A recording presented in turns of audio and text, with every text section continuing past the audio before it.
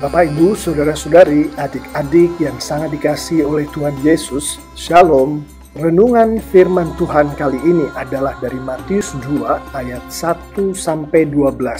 Tema yang akan kita renungkan adalah menyambut Yesus. Dari Mazmur 145 ayat 21, dan dari konteks nas ini dan Alkitab kita mengetahui bahwa seluruh ciptaan menyambut kelahiran Yesus dengan puji-pujian untuk memuliakan Tuhan, termasuk malaikat Tuhan dan bala tentara surga, sebagaimana disampaikan oleh firman Tuhan di Lukas 2 ayat 13, termasuk gembala-gembala di padang, sebagaimana disampaikan firman Tuhan di Lukas 2 ayat 20. Dalam renungan kita kali ini kita akan melihat bagaimana Tuhan mempergunakan orang-orang Majus untuk menyambut kedatangan Yesus. Dari Matius 2 ayat 1. Sesudah Yesus dilahirkan di Bethlehem, di tanah Yudea pada zaman Raja Herodes, datanglah orang-orang Majus dari timur ke Yerusalem. Para ahli Alkitab memperkirakan bahwa kedatangan orang-orang Majus ke Yesus adalah 2 tahun sesudah Yesus dilahirkan oleh Maria. Dari konteks nas ini dan Alkitab, kita melihat bagaimana bukanlah kapan waktunya, namun adakah waktu untuk bertemu dengan Yesus. Para ahli Alkitab menafsirkan orang-orang Majus ini sebagai orang-orang bijak. Ada yang menafsirkan sebagai ahli-ahli astrologi. Bahkan ada yang menafsirkan sebagai tukang sihir. Apapun juga penafsirannya, orang-orang Majus ini bukanlah orang-orang yang mengenal Tuhan, yaitu Tuhannya Abraham, Ishak, dan Yakub. Dari konteks nas ini dan Alkitab, kita melihat bahwa Yesus adalah bagi semua orang. Bukan hanya orang-orang Yahudi yang sudah percaya pada Tuhan, tapi juga bagi orang-orang yang belum percaya pada Tuhan atau bahkan tidak percaya pada Tuhan. Ahli-ahli Alkitab juga menafsirkan bahwa orang-orang Majus ini datang dari Persia, yaitu daerah di sebelah timur Yudea, tempat yang sangat jauh dari Bethlehem. Dari konteks nas ini dan dari konteks Alkitab, kita melihat bahwa orang-orang Majus ini datang dari tempat yang sangat jauh untuk bertemu dengan Yesus. Dengan kata lain, jarak yang jauh bukanlah masalah bagi orang-orang Majus ini untuk bertemu Yesus. Dari Matius 2 ayat 2, dan bertanya-tanya, di manakah dia, raja orang Yahudi yang baru dilahirkan itu? Kami telah melihat bintangnya di timur dan kami datang untuk menyembah dia. Dan dengan konteks dari nas ini kita mengetahui bahwa orang-orang Majus itu mereka sudah melihat bintangnya. Namun pada suatu kesempatan mereka sempat kehilangan bintang itu. Itulah sebabnya mereka bertanya-tanya untuk mereka kembali menemukan bintang itu. Sebetulnya bukan bintang itu, tapi yang dicari adalah si raja itu, yaitu Yesus. Dari konteks nas ini dan dari konteks Alkitab, kita mengetahui bahwa orang-orang Majus ini mencari, bertanya, bukan menunggu, mencari dan bertanya akan bintang itu, akan raja itu, akan Yesus, bukan menunggu. Mengapa orang-orang Majus ini mencari dan bertanya? Karena mereka mau menyembah si raja itu. Mereka mau menyembah Yesus. Dari Matius 2 ayat 9 dan Matius 2 ayat 10. Dan lihatlah bintang yang mereka lihat di timur itu mendahului mereka hingga tiba dan berhenti di atas tempat di mana anak itu berada. Ketika mereka melihat bintang itu, sangat bersukacitalah mereka. Kita melihat apa yang Tuhan lakukan kepada orang-orang Majus yang mencari, yang bertanya akan raja, akan Yesus itu, yaitu Tuhan memberikan bintangnya lagi untuk dilihat oleh orang-orang Majus itu, dan Tuhan memberikan sukacitanya kepada orang-orang Majus itu setelah mereka melihat bintang itu.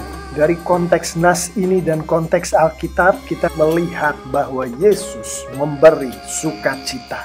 Dari Matius 2 ayat 11, maka masuklah mereka ke dalam rumah itu dan melihat anak itu bersama Maria, ibunya, lalu sujud menyembah dia. Mereka pun membuka tempat harta bendanya dan mempersembahkan persembahan kepadanya, yaitu emas, kemenyan, dan mur. Kita melihat bagaimana Tuhan menghendaki anaknya Yesus untuk disembah, sebagaimana yang ditunjukkan oleh orang-orang Majus itu, berlutut dengan wajah menyentuh tanah untuk menyembah Yesus, mempersembahkan persembahan kepada Yesus berupa emas, kemenyan, dan mur, yang adalah persembahan-persembahan yang layak untuk seorang raja, yaitu persembahan-persembahan yang terbaik. Dari Matius 2 ayat 12, dan karena diperingatkan dalam mimpi supaya jangan kembali kepada Herodes, maka pulanglah mereka ke negerinya melalui jalan lain. Kita melihat bagaimana setelah Tuhan mempertemukan orang-orang Majus itu dengan Yesus, Tuhan membuat orang-orang Majus itu melihat kehidupan dengan sudut pandang yang berbeda. Orang-orang Majus itu tidak lagi mengikuti di dalam tanda kutip jalan lama mereka, yaitu jalan yang membawa mereka ke Herodes. Namun mereka melalui jalan lain, yaitu jalan baru, yaitu jalan yang ditunjukkan oleh Tuhan. Dari konteks nas ini dan konteks Alkitab, kita mengetahui orang-orang yang sudah dipertemukan oleh Tuhan dengan Yesus menghidupi kehidupan yang baru, menghidupi perspektif cara hidup yang baru, yaitu kehidupan cara hidup yang sesuai dengan cara hidup yang dikehendaki oleh Tuhan.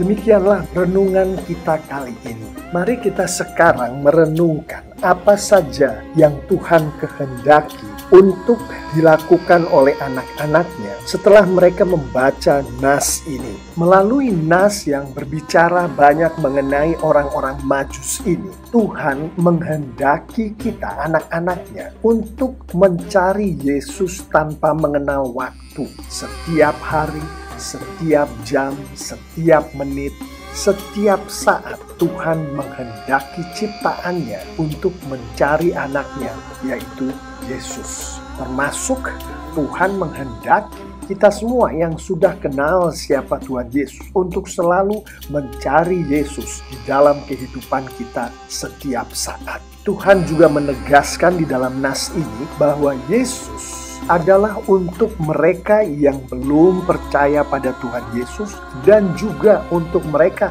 yang sudah percaya pada Tuhan Yesus, yang banyak kali bertindak seperti orang yang belum mengenal Tuhan Yesus. Untuk mereka yang belum kenal dengan Tuhan Yesus, kemudian dipertemukan dengan Yesus oleh Tuhan melalui Roh Kudus-Nya, dikatakanlah orang itu mengalami keselamatan. Untuk mereka yang sudah mengenal Tuhan Yesus, namun seringkali melakukan tindakan-tindakan seperti orang yang belum mengenal Tuhan Yesus, artinya melakukan tindakan-tindakan yang tidak sesuai dengan firman Tuhan, maka pada saat orang-orang ini disadarkan akan kesalahan mereka oleh Tuhan melalui Roh Kudus-Nya, dikatakan bahwa orang-orang ini mengalami pengkudusan. Nas kita juga mengingatkan kepada kita semua, carilah Yesus tanpa mengenal tempat. Di rumah carilah Yesus, di tempat kerja carilah Yesus, di sekolah carilah Yesus, dimanapun Anda berada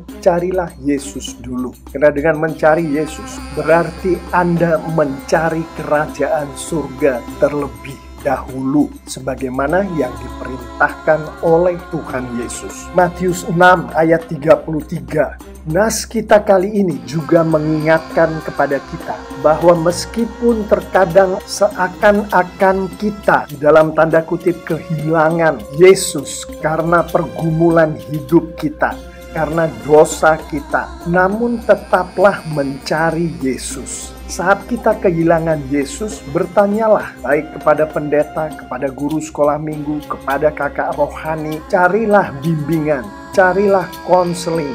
Juga pada saat kita di dalam tanda kutip kehilangan Yesus tadi, tetaplah terus menyembah Yesus. Apapun keadaan rohani kita, tetaplah terus mencari dan menyembah Yesus. Dan sebagaimana orang-orang Majus itu, pada saat kita menyembah Yesus, mintalah kepada Tuhan agar Tuhan tetap memberikan kepada kita sukacita di dalam menyembah Yesus. Dan sembahlah Yesus dengan kusyuk, dengan sepenuh hati kita, sepenuh jiwa kita, dan sepenuh akal budi kita, sebagaimana disampaikan oleh Tuhan Yesus sendiri di Matius 22 ayat 37. Sembahlah Yesus Tuhan kita dengan mempersembahkan persembahan yang terbaik yang ada pada kita. Persembahkanlah diri kita sebagai persembahan yang hidup, sebagai persembahan yang kudus, sebagai persembahan yang berkenan kepada Allah, sebagaimana firman Tuhan menyampaikan di Roma 12 ayat 1. Diri yang hidup yang kita persembahkan kepada Tuhan adalah diri yang dipenuhi oleh Roh Tuhan yang hidup itu. Diri yang kudus yang kita persembahkan kepada Tuhan itu adalah diri yang dikhususkan untuk kemuliaan Tuhan. Artinya, diri yang melakukan perintah-perintah Tuhan, yang menjauhi larangan-larangan Tuhan. Diri yang berkenan kepada Allah adalah diri yang selalu memiliki hubungan pribadi dengan Allah melalui Yesus. Artinya, diri yang selalu menghidupi firman Tuhan. Nas kita kali ini juga menunjukkan kepada kita bahwa Tuhan kita menghendaki kita semua anak-anaknya untuk menjauhi keserupaan dengan dunia. Jika kita masih banyak kemiripannya dengan dunia, maka Tuhan menghendaki kita untuk berubah, untuk melihat hidup kita dengan cara melihat hidup yang baru, yaitu cara melihat hidup yang sudah dirubah oleh pembaruan budi setelah kita mempunyai hubungan pribadi, setelah kita datang memohon ampun dan bertobat kepada Yesus, sehingga dengan jelas kita dapat membedakan manakah kehidupan yang dikehendaki Tuhan dan mana kehidupan yang dimurkai Tuhan. Demikianlah antara lain yang dikehendaki oleh Tuhan kita kepada kita semua anak-anaknya setelah kita merenungkan nas firman Tuhan kali ini. Bapak, Ibu, Saudara-saudari, adik-adik yang sangat dikasihi oleh Tuhan Yesus, mari kita tutup renungan kita kali ini dengan beberapa penerapan. Penerapan pertama adalah berdoalah meminta Roh Kudus membuat kita semua selalu berada di hadirat Yesus. Bagi mereka yang belum mengenal Tuhan Yesus, berdoalah meminta Roh Kudus menjadikan Yesus sebagai Tuhan dan Juru Selamat Anda. Bagi kita-kita yang sudah mengenal Yesus, anak-anak Tuhan, berdoalah dan meminta Roh Kudus untuk selalu mengkuduskan kita hari lepas hari di dalam kehidupan kita sebagai anak-anak Tuhan Yesus. Penerapan berikutnya adalah berdoalah meminta Roh Kudus untuk memampukan kita semua untuk setiap hari membaca, mengerti, dan melakukan firman Tuhan sebagaimana tertulis di Alkitab, sehingga kita tidak akan pernah seakan-akan di dalam tanda kutip kehilangan Yesus, sehingga kita akan selalu dapat menghidupi kehidupan dengan sudut pandang dan perilaku Tuhan Yesus. Saya mengimani kalau kita semua anak-anak Tuhan yang sangat dikasihi oleh Tuhan Yesus menghidupi dan melakukan ayat-ayat yang barusan saja kita renungkan lengkap dengan penerapan-penerapannya, maka Tuhan kita akan dipermuliakan dengan luar biasa. Dan Alkitab secara tersurat dan tersirat menunjukkan kepada kita semua bahwa anak-anak Tuhan yang mempermuliakan Tuhan, yang dipakai Tuhan untuk mempermuliakan Tuhan, akan diberkati oleh Tuhan dengan luar biasa. Amin.